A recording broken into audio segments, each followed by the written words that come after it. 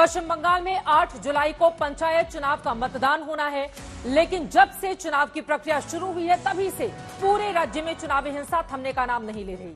कम से कम 7 लोगों की जान जा चुकी है। उम्मीदवारों तक को डराने धमकाने की खबरें सामने आ रही हैं। ऐसे में हाईकोर्ट ने केंद्रीय बलों की मौजूदगी में चुनाव कराने का आदेश 13 जून को ही दिया था। ममता बनर्जी सरकार उस आदेश के खिलाफ सुप्रीम कोर्ट पहुंच गई थी और केंद्रीय बलों की तैनाती का विरोध कर रही थी। सुप्रीम कोर्ट ने आज पश्चिम बंगाल सरकार और राज्य चुनाव आयोग दोनों को ही फटकार लगाई है। कोर्ट ने कहा है कि चुनाव कराना मतलब हिंसा का लाइसेंस नहीं होता है। सुप्रीम कोर्ट ने यह भी कहा है कि निष्पक्ष और शांतिपूर्ण चुनाव कराने के मकसद से ही हाईकोर्ट ने केंद्रीय बलों की तैनाती का आदेश दिया था और उस फैसले में दखल की जरूरत नहीं है। कांग्रेस ने भी सवाल उठाए कि ममता सरकार दूसरे राज्यों को पैसा देकर उनकी पुलिस बुलाना चाहती थी, लेकिन मुफ्त में मिल रही केंद्रीय बलों की सहायता को उसने मना कर दिया। ऐसे में बड़ा सवाल यही है कि केंद्रीय सुरक्षा बलों की तैनाती से ममता बनर्जी सरकार आनाकानी आखिर क्यों कर रही है? क्या बिना केंद्रीय सुरक्षा बलों के राज्य में निष्पक्ष चुनाव नहीं हो पाएगा? क्या ममता बनर्जी सरकार चुनावी हिंसा रोकने में लगातार नाकाम रही है?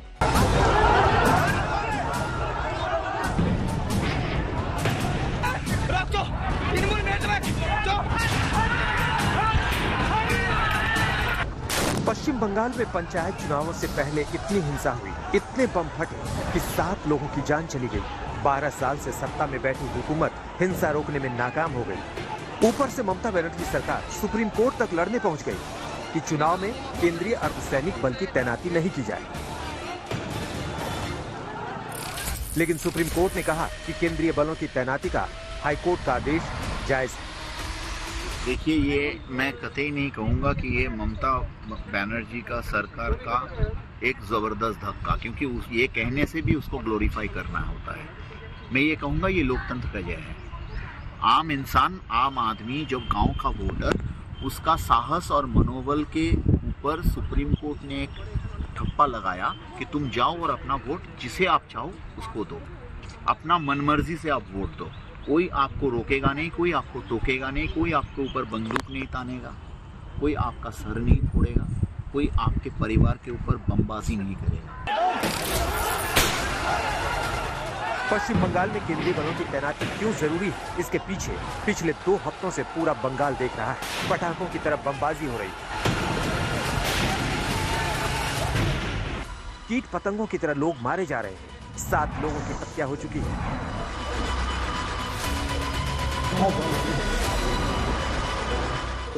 अभी चुनाव दूर है। ऐसे में ममता सरकार जब केंद्रीय बलों की तैनाती के खिलाफ सुप्रीम कोर्ट पहुंची तो अदालत ने कड़ी फटकार भी लगाई। अदालत ने टिप्पणी की कि चुनाव करा देना हिंसा का लाइसेंस नहीं हो सकता। हाईकोर्ट के पास राज्य में पहले चुनावी हिंसा का रिकॉर्ड है। हाईकोर्ट के आदेश का मकसद निष्पक्ष और शांतिपूर्ण चुनाव कराना ही है। ममता बनर्जी ने एक थप्पड़ अपने एक गाल में खाया कलकत्ता हाईकोर्ट से, दूसरा थप्पड़ दूसरा गाल में सुप्रीम कोर्ट से उनको मिलेगा और वो मिला है आज, इसके लिए उनको मुबारकबाद। ताहले तिनी पश्चिमबंगेर जन्य आलादा संविधानও बानिয়ে ফেলতেন। बहुत अच्छा कदम।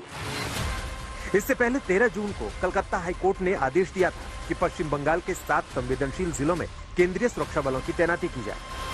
लेकिन कलकत्ता हाईकोर्ट के फैसले के खिलाफ राज्य सरकार और राज्य चुनाव आयोग ने सुप्रीम कोर्ट में अर्जी दे दी।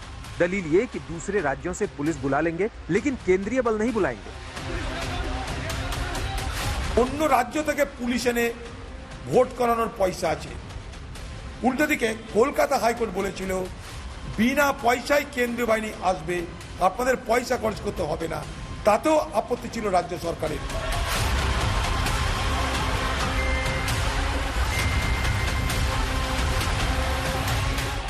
केंद्रीय अर्धसैनिक बलों की तैनाती का विरोध करने के पीछे टीएमसी की अजब गजब दलीलें हैं।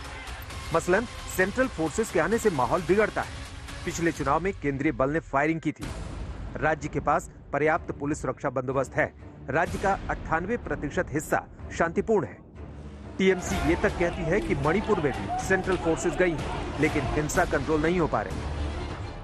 Central forces do not understand the language of the state. They create confusion, they are confused themselves. और सेंट्रल फोर्सेस के विरोध की ये हालत हो गई है कि ममता बनर्जी की पुलिस ने कूच बिहार में बीएसएफ पार्टी के खिलाफ धारा 144 के उल्लंघन का मुकदमा कायम कर दिया है। अब देखना ये होगा कि 8 जुलाई को जब पश्चिम बंगाल में 61,000 से अधिक पोलिंग बूथ पर जब वोट पड़ेंगे तो राज्य का माहौल कैसा रहेगा। वैसे एक तथ्य ये भी है कि पिछली बार के पंचायत चुनाव में 20 लोगों की हत्या हुई थी और तब टीएमसी 95% सीटों पर जीत भी गई।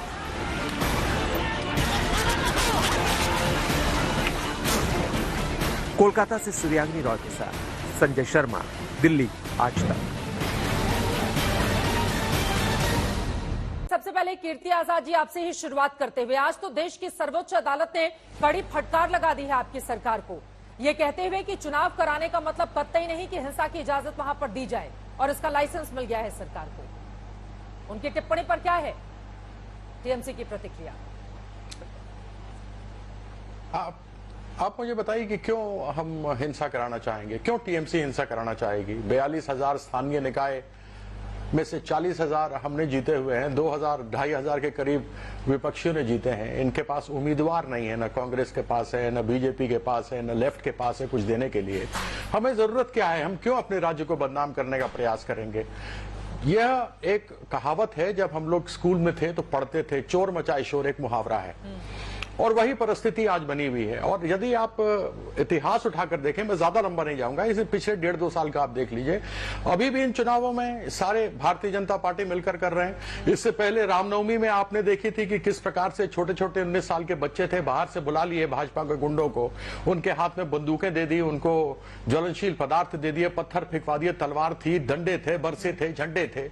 उसके पहले 1.5 साल पहले लगभग शुवेंदु मुखर्जी ने एक प्रदर्शन का आयोजन किया था और शुवेंदु अधिकारी जी ने, और उस प्रदर्शन में जब लोग नहीं आए तो इन्होंने 1 महीने के लिए उसको टाला और 8.72 करोड़ रुपए खर्चे करके बाहर से लोगों को बुलाया और उसमें भारतीय जनता पार्टी के झंडे से हम पुलिस कर्मियों को मारते हुए देखते रहे हैं। तो यह तो हमारे पास इतिहास में देखा हुआ है कि जहां भारतीय जनता पार्टी का कुछ बनता नहीं है तो वह प्रयास केवल यही करती है कि दूसरे लोगों को मारो और चोर मचाए शोर वाली परिस्थिति करो। केंद्रीय बलों की जरूरत है और सरकार, राज्य सरकार वहां की क्या कर रही है? और कीर्ति आजाद जी, यहाँ पर आप हिंसा क्यों कराएंगे, सवाल ये नहीं है। हालांकि राज्य प्रायोजित हिंसा के आरोप लगते रहे हैं, बीजेपी की ओर से आप लोगों पर टिप्पणी की जाती है, लेकिन आपने कहा है कि हमारे पास खुद ही इतने सारे सदस्य, हम क्यों कराएंगे?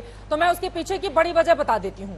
क्योंकि जिस तरह की परिस्थिति पश्चिम बंगाल में बनी हुई है, निर्विरोध इसी तरह की हिंसा की वजह से कई ऐसे हिस्से हैं जहां पर नहीं लड़ पाते हैं दूसरी पार्टी के कैंडिडेट, और जिसकी राज्य सरकार होती है उसके कैंडिडेट किस तरह से जीत जाते हैं। मैं आपको जल्दी से एग्जांपल दे देती हूं, उसके बाद आप जवाब दीजिएगा। ममता बनर्जी सरकार जब से आई उसके बाद 2013 में देखिए 6,278 निर्विरोध जीते और 2018 का आंकड़ा बताता है 20,076 निर्विरोध जीते, जिनमें ज्यादातर टीएमसी के हैं। और उसके पहले का आंकड़ा 2 मैं बता देती हूं, जब ममता बनर्जी की सरकार नहीं थी 2008 में यह आंकड़ा महज 2,885 का था, 2003 में 6,800 का था। तो 2018 का यह आंकड़ा बताता है कि निर्विरोध अपने कैंडिडेट को जिताने के लिए राज्य सरकार किस तरह की शक्तियां वो उसमें पूरी लगा देती हैं। यही आरोप है बीजेपी के, कीर्ति आजाद जी, जिसके कारण वहां पर हिंसा हो रही है। लड़ने ही नहीं देंगे ऑपोजिशन वालों को तो निर्विरोध जीत ही जाएंगे। 1984 में भारतीय जनता पार्टी के केवल 1984 में भारतीय जनता पार्टी के केवल दो सांसद थे, उसके बाद बढ़कर 100 हुए, 110 हुए, उसके बाद बढ़कर 165 हुए, तो उनके बढ़ते चले गए। तो क्या कहा जाए कि वो अब सब जगह पर आतंक फैला रहे थे और इस प्रकार की हिंसा करवा रहे थे, उस कारण से बढ़ते चले गए। यह तो दलील नहीं भी। बात यह है कि एक कैंडिडेट के सामने दूसरा कोई कैंडिडेट खड़ा ही नहीं हो, निर्विरोध की बात है। यहाँ पर लोकतंत्र में चुनावी प्रक्रिया है, आप खड़े होने देंगे विरोधी दलों को, नहीं होने देंगे? प्रश्न पूछा है, आप इतना लंबा प्रश्न पूछेंगे, जवाब नहीं देने देंगे, फिर मुझे टोक देंगे, तो फिर आप मेरे से कैसे अपेक्षा रखती हैं कि मैं आपका जवाब दे सकता हूं? सारी चीजें तो मैं जो बोलना चाह रहा था आपने मेरे लय को तोड़ दिया। क्या ये जानबूझकर किया? मैं अगर आपसे ये कहूं कि मणिपुर के अंदर दोनों डबल इंजन की सरकार है, वहां 200 लोग से ज्यादा मर चुके हैं, तो उसके अंदर कहा जाए कि भारतीय जनता पार्टी करवा रही है या वहां पर सारा उपद्रव? क्या इस बात को आप मानेंगे और इस बात को पूछेंगे भारतीय जनता पार्टी वालों से कि क्या आप लोग वहां मिल करके इस उपद्रव को करा रहे हैं और कोई उस तरफ ध्यान नहीं दे रहा? क्या मणिपुर देश का हिस्सा नहीं है? मैं तो पूछ जब मैं लेती हूं। किसी चीज को बताने का प्रयास करता हूं तो यह बताने के प्रयास करता हूं कि भारतीय जनता पार्टी जिन्होंने दीदी और दीदी किया विधानसभा चुनाव के अंदर, जो कभी कुछ न कर सके, कहीं पर नहीं पहुंच सके, आज उनके पास मरता क्या ना करता वाली परिस्थिति है और वह हमारी सरकार को बदनाम करने का केवल प्रयास कर रहे हैं, इसके अलावा और कुछ नहीं कर रहे हैं। उनको मालूम है जिस प्रकार से विधानसभा में आ रहे हैं उसी तरीके से यहां स्थानीय निकायों में हारने वाले हैं। आप हार रही हैं, इस वजह से बीजेपी इतना हंगामा कर रही है वहां पर केंद्रीय बलों की तैनाती होने देने को लेकर, जैसा कि वो आरोप लगा रहे हैं, और मणिपुर का एग्जाम्पल भी वो दे रहे हैं। चित्रा जी, मैं कीर्ति आजाद जी को दोष नहीं दूंगी, क्योंकि जो पश्चिम बंगाल में रहता है वही पश्चिम बंगाल की जमीनी हकीकत जान सकता है। ये मैं नहीं कहती, ममता बनर्जी ने स्वयं कहा कि बाहर से आए हुए नेताओं को क्या पता पश्चिम बंगाल की जमीनी हकीकत क्या है। दूसरी बात ये, इन्होंने अभी कहा कि हमारे पास तो कैंडिडेट ही नहीं है देने को। पहले तो या आप अपने स्टेट स्पोक्स पर्सन से जानकारी ले लीजिए। इन्हीं के स्टेट स्पोक्स पर्सन कहते हैं कि सबसे ज्यादा नॉमिनेशन तो बीजेपी ने फाइल किया है, 55,000 से ज्यादा नॉमिनेशन हमने फाइल किया है। कैंडिडेट नहीं तो थोड़ी ना किसी चूहा बिल्ली को हमने इलेक्शन में उतार दिया है। तीसरी बात, अभी आपने कहा कि सीपीएम और कांग्रेस के पास भी नहीं है, तो सीपीएम ने भी 45,000 के ऊपर कैंडिडेट यहाँ दिए हैं। सबसे बड़ी बात यह है कि जिस दिन नॉमिनेशन शुरू हुआ उसी दिन से आपने देखा कि यहाँ बम जो है पटाखों की तरह बजने लगे। मेरा प्रश्न ये है कि जब स्टेट की जिम्मेदारी है कि लॉ एंड ऑर्डर को देखे, तब फिर यहाँ पर ऐसे बम और बारूद का सिलसिला कैसे चालू हुआ? दूसरी बात ये कहते हैं कि सिर्फ एक या दो जगहों पर ऐसा हुआ। मैं कहती हूँ एक दो नहीं, बहुत सारी जगहों पर ऐसा हुआ, जो कि सबूत के तौर पर हाईकोर्ट के पास पिटीशन में हमने ऑलरेडी जमा किया, जिसके दिखाने पर ही हाईकोर्ट ने ऑर्डर दिया था। और सिर्फ इतना ही नहीं, आज सुप्रीम कोर्ट ने भी इनको करारा जवाब दिया है कि इलेक्शंस जो है वो हिंसा कराने के लिए नहीं होते हैं। इलेक्शंस मानव अधिकार में हमारा फंडामेंटल राइट्स है, डेमोक्रेसी में हमारा अधिकार है करना, जो कि यहाँ पर लोगों से छीना जाता है। आपने देखा है कि यहाँ पे 2021 चुनाव के बाद में जिस तरह का पोस्टपोल वायलेंस हुआ, अभी उस समय भी ममता बनर्जी कह रही थी कि हमें सिर्फ बदनाम करने की साजिश है, कुछ नहीं हो रहा, कुछ नहीं हुआ। तो ये पिटीशन और याचिका मैंने ही सबसे पहले हाईकोर्ट में दाखिल की थी, और जिसके आधार पर यहाँ पूरी सीबीआई जांच हो रही है।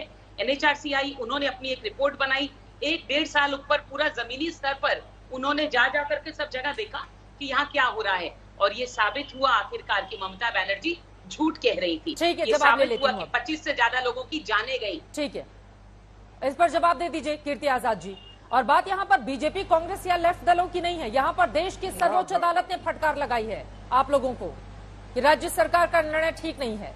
और दूसरे राज्यों से आप पुलिस बुलाने की बात कर रहे हैं और आपको फ्री में केंद्रीय एजेंसी मिल रही है, उसको आप लोग मना कर रहे हैं। नहीं, कोई रेवड़ियां बट रही हैं जो फ्री में मिल रही हैं। हाँ, पुलिस नहीं, अगर आप दूसरे राज्यों से बुलाएंगे तो पूरा खर्चा आपको। ये कांग्रेस पार्टी की टिप्पणी है, ये कांग्रेस पार्टी की टिप्पणी है। उन्होंने ही कहा है कि दूसरे राज्यों से ये पुलिस बुला रहे हैं, जबकि केंद्र की ओर से बिना पैसे खर्च किए अगर जा रही है वहां पर केंद्रीय एजेंसियां, तो फिर क्या दिक्कत हो रही है टीएमसी को? ये ऑर्डर में मौजूद है, कलकत्ता हाईकोर्ट के ऑर्डर में ये लिखा गया है। हाँ, तो ये वही फिर रेवड़ियों वाली बात करते हैं। दूसरी प्रियंका जी की बातें मैंने आधे सुनी आधा नहीं, क्योंकि उनकी आवाज ब्रेकअप कर रही है, अभी भी शायद कुछ बोल रही है मुझे लगता है। ये कांग्रेस तो बोलेगी, इनको तो रेवड़ियों वाली बात जब आती है तो उसके ऊपर बोलेंगे कि मुफ्त में मिल रही हो तो ले लो, तो मुफ्त मिलने के लिए तो इनको बहुत कुछ अच्छा लगता है अगर मुफ्त मिले तो।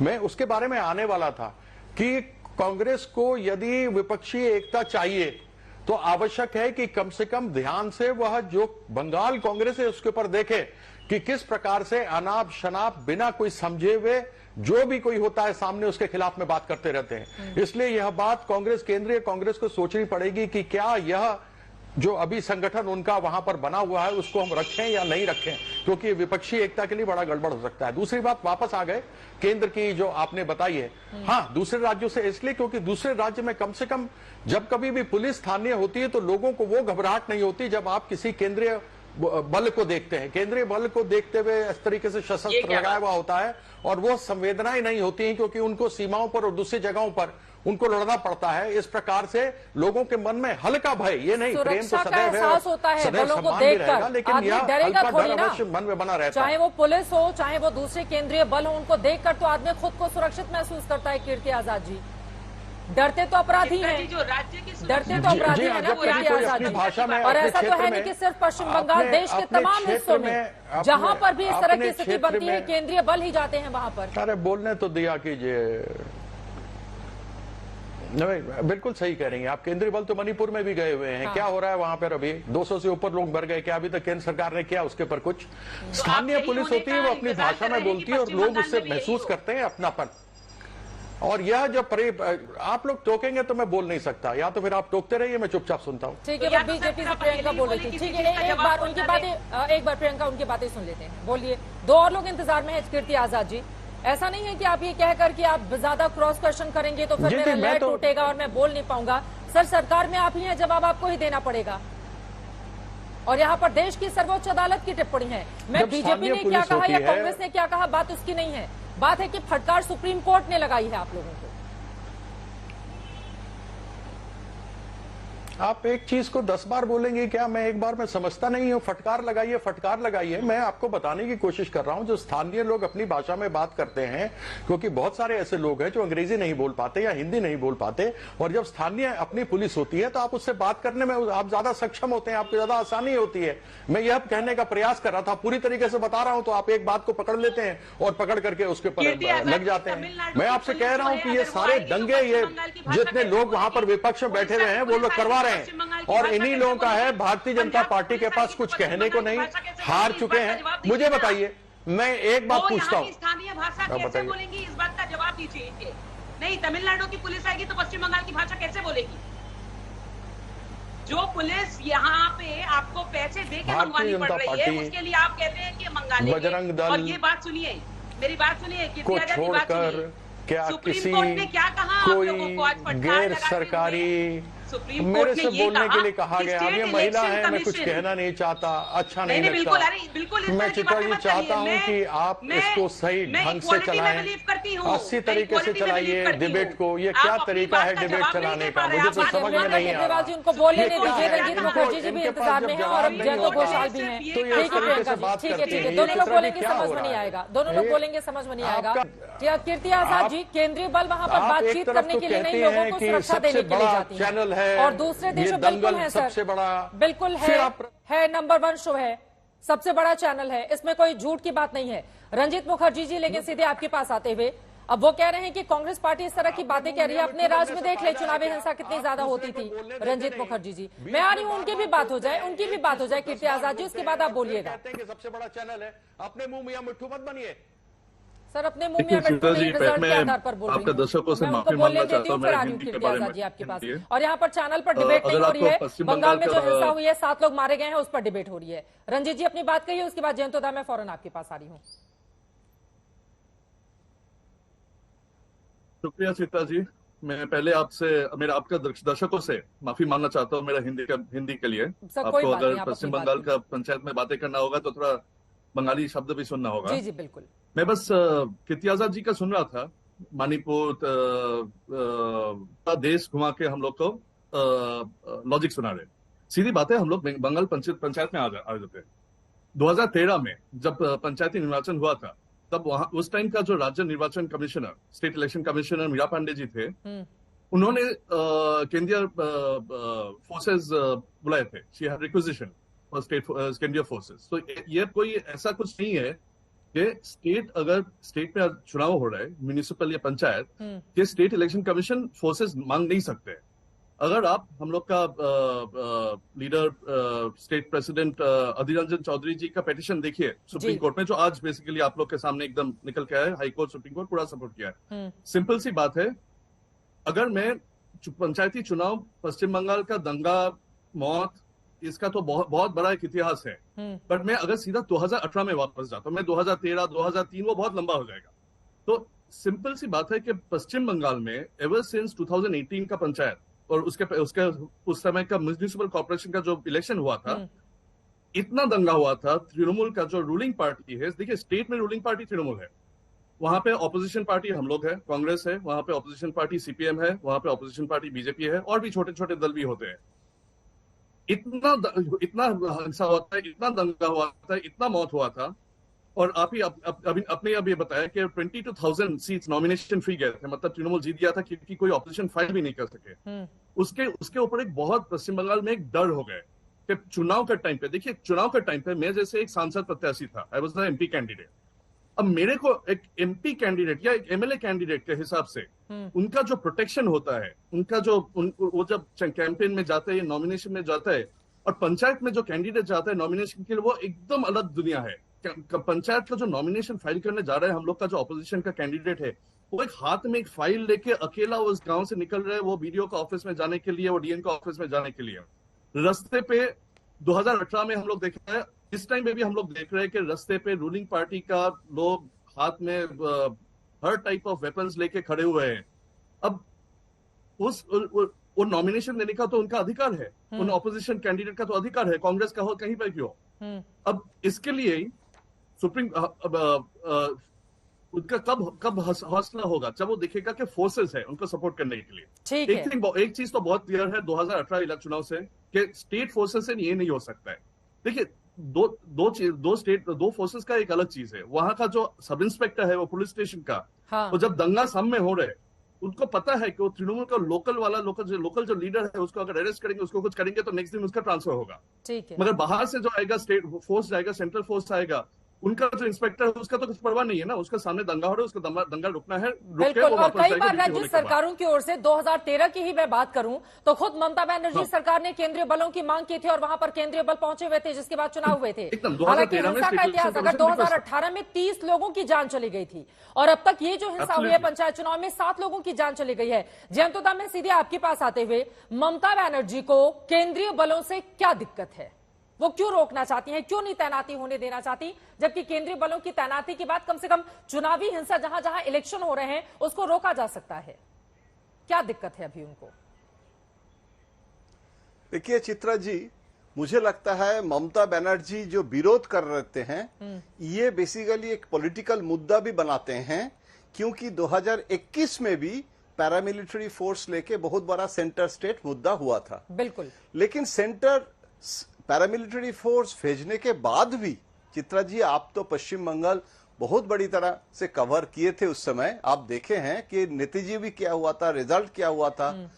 तो पैरामिलिट्री फोर्स जो है वो भी स्टेट पुलिस के साथ ही कोऑर्डिनेट करके काम करना पड़ता है। पैरामिलिट्री फोर्स फ्लैग मार्च भी किया था 2021 में, 7 दिन लगातार मार्च किया था। टोपोग्राफी भी पैरामिलिट्री फोर्स को पता नहीं चलता है। तो ये एक बहुत बड़ी पॉलिटिकल मुद्दा है और राजनीतिक हिंसा।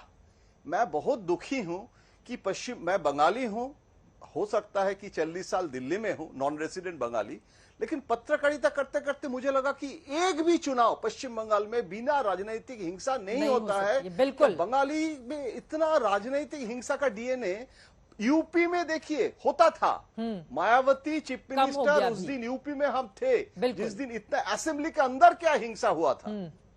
बिहार में टीएन सेशन के समय बूथ कैप्चरिंग, कीर्ति आजाद जी है, याद है सब। लेकिन आज यूपी बिहार भी सुधार रहे हैं। अभी अभी यूपी में चुनाव हुआ है और उसमें हिंसा नहीं हुई है, ऐसे भी पॉजिटिव है। ये इरेस्पेक्टिव ऑफ पार्टी लाइन, मैं कोई पॉलिटिकल पार्टी का जर्सी पहन के बोल नहीं रहा हूं, लेकिन बंगाली होके राजनीतिक हिंसा को समर्थन पश्चिम बंगाल में नहीं कर रहा हूं। और लेकिन मैं ये भी कह रहा हूं कि पैरामिलिट्री फोर्स का फेडरल इशू बना रहे हैं ममता जी।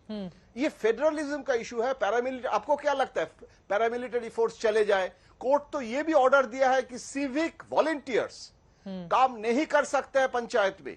लेकिन चित्रा जी आपको तो जरूर पता है, पंचायत चुनाव ब्लॉक डेवलपमेंट ऑफिसर कंट्रोल करते हैं, एडमिनिस्ट्रेशन बीडीओ का है ना, सेंट्रल इलेक्शन कमीशन का कोई रोल है। पंचायत चुनाव जो है स्टेट इलेक्टोरल ऑफिसर भी बीजेपी जो शिकायत किए थे, इंस्पाइट ऑफ दैट गवर्नर ने साइन कर दिया और फॉर्मर चीफ सेक्रेटरी को स्टेट इलेक्शन कमिश्नर कर दिए हैं। तो क्या पैरामिलिट्री फोर्स जाने से हिंसा बंद हो जाएगा? क्या पैरामिलिट्री फोर्स जाने से चुनाव में फ्री एंड फेयर इलेक्शन 100% होगा? मुझे उसमें भी बहुत शक है। लेकिन मैं ये कह रहा हूं कि ये बहुत बड़ा एक पॉलिटिकल मुद्दा नहीं, तो कांग्रेस जाना चाहिए या नहीं जाना चाहिए, आप ये कह रहे हैं। देखिए ये बात बार बार टीएमसी की ओर से उठाई जा रही है जयंतोदा कि मणिपुर में भी हिंसा हो रही है, उसको रोक पाने में कामयाबी नहीं मिल रही है, वहां पर तो केंद्रीय बलों की तैनाती है। वही एग्जाम्पल पश्चिम बंगाल के लिए दिया जा रहा है। लेकिन क्या दोनों के अंतर को समझना होगा, क्योंकि वहां पर पब्लिक आमने सामने है मणिपुर में, और यहां पर जो बदमाश लोग हैं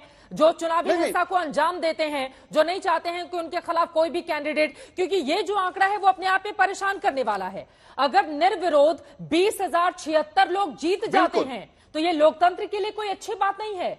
20,000 लोगों के खिलाफ क्या दूसरे दल के उम्मीदवार ही नहीं मिले थे, या उनको रोक दिया गया चुनावी हिंसा करके? ये सवाल तो पूछे जाएंगे।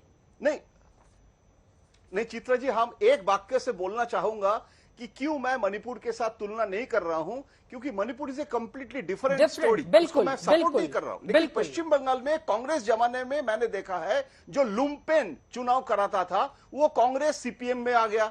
सीपीएम के बाद तृणमूल जब पावर में आया 10 साल, वही लुम्पेन एलिमेंट जो हिंसा करते हैं उसमें कोई बदल नहीं आया। बिल्कुल। अभी आज मतलब बीजेपी भी अगर पावर में कभी ना कभी अगर आ जाए तो शायद ये लुम्पेन बीजेपी में भी चला जाएगा। तो मुझे लगता है ये जो राजनीतिक हिंसा का परंपरा ये बंद होना चाहिए और सिविल सोसाइटी को इसमें प्रोटेस्ट करना चाहिए। लेकिन बंद करेगा कौन? अगर सारी पार्टियां, आप बता रहे हैं कि कांग्रेस में जो लोग थे वो बाद में लेफ्ट में जाते हैं, लेफ्ट के लोग जब ममता मजबूत होती है उसमें चले आते हैं। फिर हमने विधानसभा और लोकसभा चुनावों के दौरान भी देखा कई ऐसे नेता रहे जो टीएमसी से बीजेपी में चले आए। तो सारी पार्टियां बंगाल में फिर एक ही रंग में रंगी हुई नजर आती है ना। कीर्ति आजाद जी जो सवाल उनकी ओर से खड़े किए गए हैं, देखिए केंद्रीय बलों की तैनाती अक्सर चुनावों में की जाती है, उसके बावजूद ममता बनर्जी 2011 के बाद जीत ही रही हैं। तो फिर क्या दिक्कत है इतनी ज्यादा आप लोगों को? सिर्फ एक इस मुद्दे को तूल दिया जाना और ये बताना कि दरअसल केंद्रीय बल आ जाएंगे तो चुनाव निष्पक्ष नहीं हो पाएगा। कीर्ति आजाद जी, एक पॉलिटिकल गिमिक के तौर पर आप लोग क्या इसको नहीं रख रहे हैं बंगाल के सामने?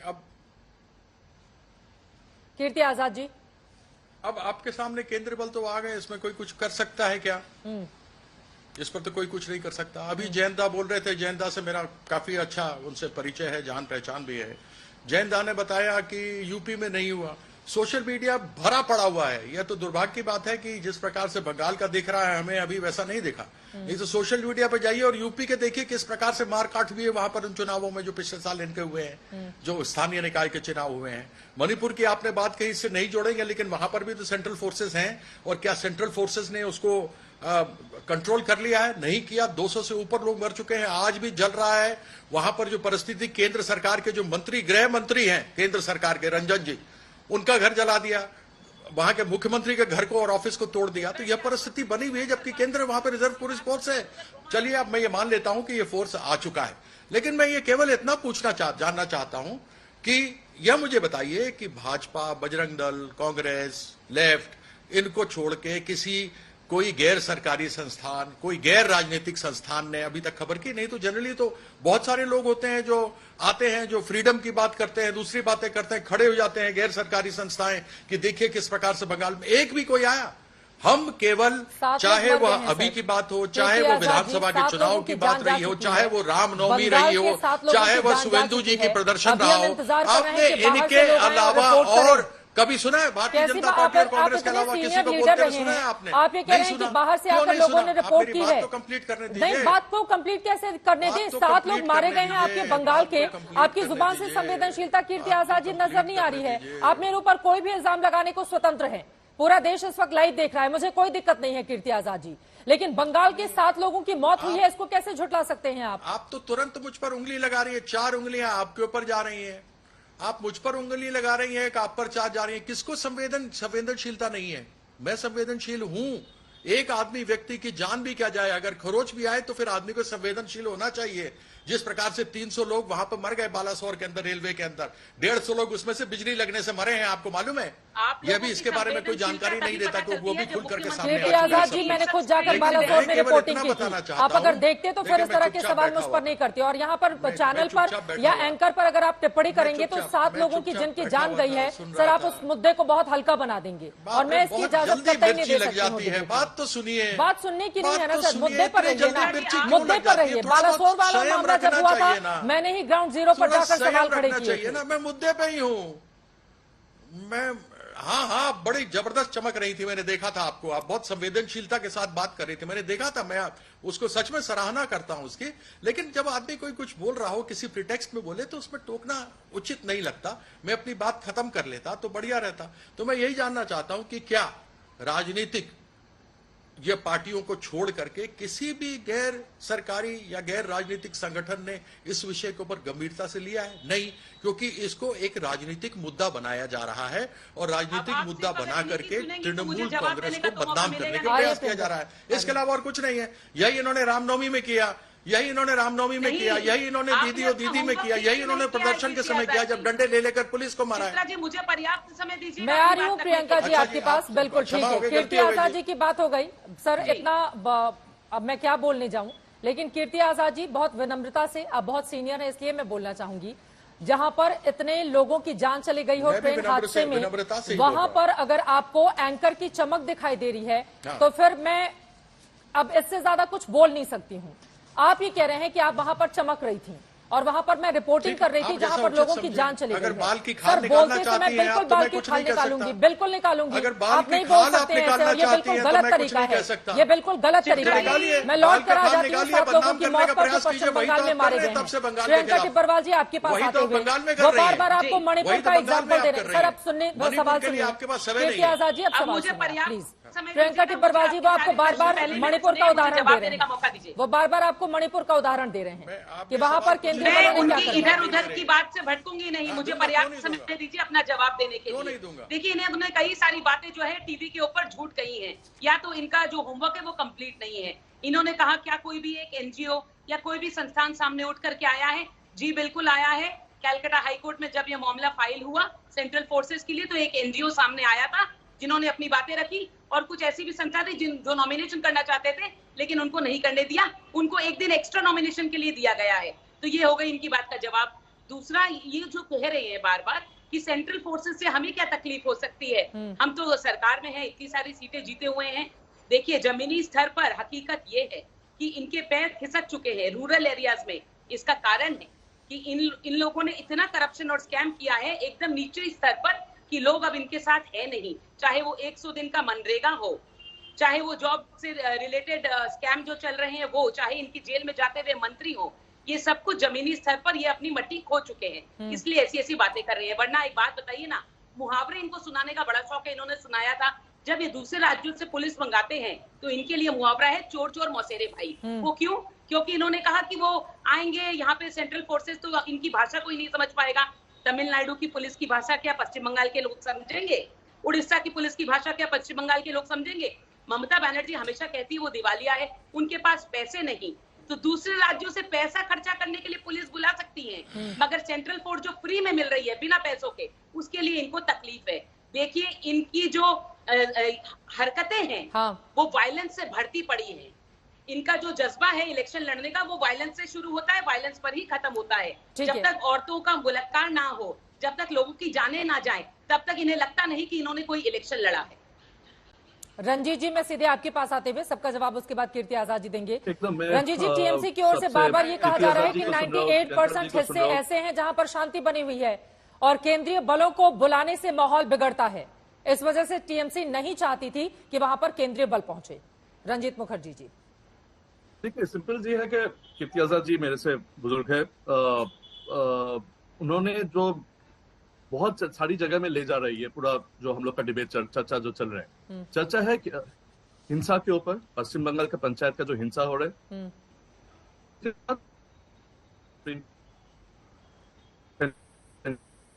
कुछ तकनीकी दिक्कत आ रही है, आपकी आवाज साफ नहीं आ पा रही है हम तक।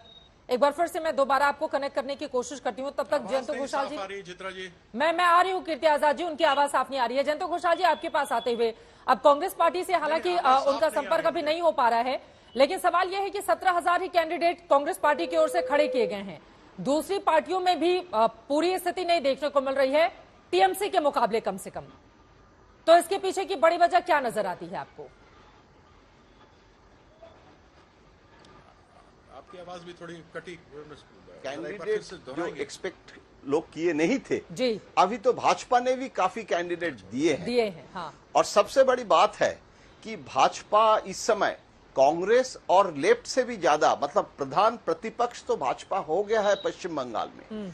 लेकिन जैसे प्रियंका जी कह रहे हैं ना, मैं उनके साथ सहमत हूं कि बिना हिंसा चुनाव मैं 40 साल पत्रकारिता में देखा ही नहीं। तो मुझे कभी कभी लगता है इसके पीछे पश्चिम बंगाल के सोशियो इकोनॉमिक रीजन भी है।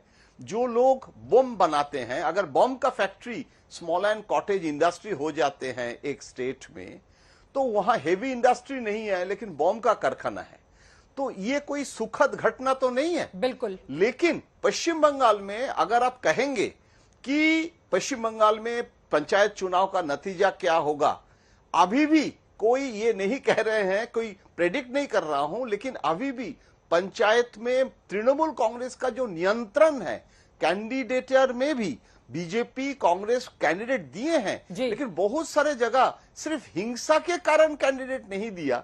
अगर ये भी पार्टी स्पोक्स पर्सन जरूर पार्टी के लिए बोलेंगे, लेकिन ये तो भी मानना पड़ेगा कि ऑर्गेनाइजेशनल कैपेबिलिटी जो यूपी में बीजेपी का है या दूसरी राज्य में है, पश्चिम बंगाल में जो कॉम्बैट, देखिए ममता बनर्जी भी सीपीएम के जो वायलेंस उसको कॉम्बैट करके ही पावर में आए हैं। भाजपा पहले जिस पावर में था आज नहीं है, लेकिन कॉम्बैट करने के लिए भी ऑर्गेनाइज संगठन का जरूरत होता है। वो संगठन का जो हिम्मत, जहां जहां वायलेंस होता है वहां बीजेपी और तृणमूल में फाइट होता है, क्योंकि जहां भाजपा का एग्जिस्टेंस है उसी जगह ना फाइट होगा। जहां बीजेपी नहीं है, सिर्फ टीएमसी है, वहां टीएमसी का टेरर करने का जरूरत क्या है? इसी के साथ अब एक सवाल दिमाग में आएगा। देखिए 2019 के इलेक्शन में कुल 42 में से 18 लोकसभा बीजेपी जीतती है, 22 सीटों पर टीएमसी आ जाती है। हालांकि जब हम बात करें 2021 के विधानसभा चुनाव की, तो टीएमसी वहां पर एक तरीके से क्लीन स्वीप कर जाती है और 75 के आसपास भारतीय जनता पार्टी रहती है, जो पिछले चुनाव में सिर्फ 3 सीटें जीती थी।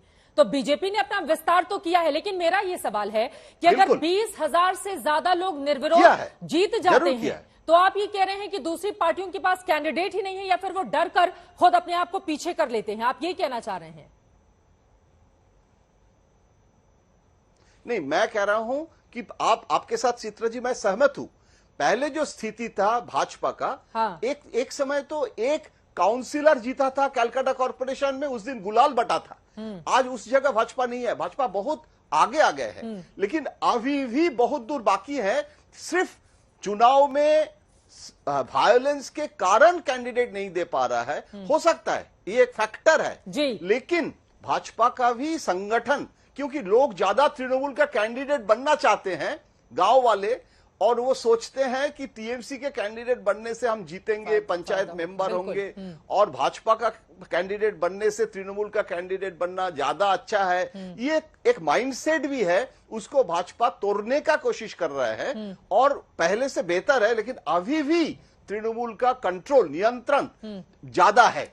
लेकिन अगर स्थिति जंतु घोषाल जी, लेकिन अगर स्थिति ये हो जाती है, मैं जल्दी से एक आंकड़ा दे दूं, ये 14 जून का आंकड़ा है। 14 जून को साउथ 24 परगना जिले के कैनिन में कैंडिडेट की नॉमिनेशन के दौरान सत्ताधारी टीएमसी के ही 2 गुटों में आपस में झड़प हो जाती है। दोनों गुटों ने एक दूसरे पर बम से हमला कर दिया। तो यहां पर तो पार्टी के भीतर भी बमबाजी हो रही है, इसको कैसे रोका जाए? एक तरफ बाहर वाले आरोप लगा रहे हैं कि टीएमसी बीजेपी या टीएमसी कांग्रेस, टीएमसी लेफ्ट, लेकिन यहां तो पार्टी के भीतर ही बमबाजी शुरू हो जा रही है।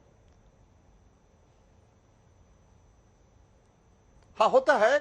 और अभी कुछ दिन पहले मुझे एक ऑफिसर पश्चिम बंगाल के बोल रहे थे कि सीपीएम के समय, जो सीपीएम का पार्टी उस समय भी पार्टी करता था चुनाव का मतलब कंट्रोल, लेकिन उस समय पार्टी में जो ऑर्गेनाइज पार्टी स्ट्रक्चर था, अभी तृणमूल कांग्रेस का जो सिस्टम है, हर जिले में 2-4 करके गुट हो गया है।